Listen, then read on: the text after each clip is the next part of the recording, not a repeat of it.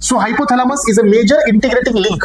म्हणून तर इथं पहा, ही एक मेजर लिंक आहे in between the nervous tissue and the endocrine system. म्हणजे नर्वस सिस्टम आणि एंडोक्राइन सिस्टमच्या मधली ही लिंक आहे स्टुडंट्स. सो हार्मोनच्या याच्यामध्ये दोन प्रकार इथून आपल्याला पाहायला मिळतात. एक असतं रिलीजिंग हार्मोन आणि सेकंड वाला असतो इनहिबिटिंग हार्मोन. तर इनहिबिटिंग हार्मोन बद्दल आपण या ठिकाणी एक इनहिबिटिंग हार्मोन इथे आपल्याला पाहायला मिळतो, that is called as the dopamine students. लक्षात घ्या, हा तुमचा प्रोलॅक्टिनचा इनहिबिटर असतो.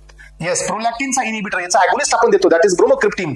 तुम्ही फार्माकोलॉजीमध्ये याची आयडिया घेतली असेल तर हा इनहिबिटिंग हार्मोन असतो. पुढे आपण याला पाहूया. So this hormone reach to the anterior lobe through the hypophyseal portal vein. मी तुम्हाला आधीच सांगितलं होतं की ही जी सर्क्युलेटरी सिस्टम असते इथली, ही थोडीशी जास्त महत्वाची आहे स्टुडंट्स, आणि एक्झाम मध्ये विचारली पण जाते. कारण का, की ही हायपोफायसियल पोर्टल वेन थोडी युनिक आहे, थोडी स्पेसिफिक आहे, की जे रिलीजिंग फॅक्टर हायपोथॅलॅमस सिक्रेट करते ही अँटेरियर पिट्युटरी ग्लँड पर्यंत रीच आउट होत असतात या सिस्टमनी. म्हणून ही एक्झाम मध्ये विचारली जाते.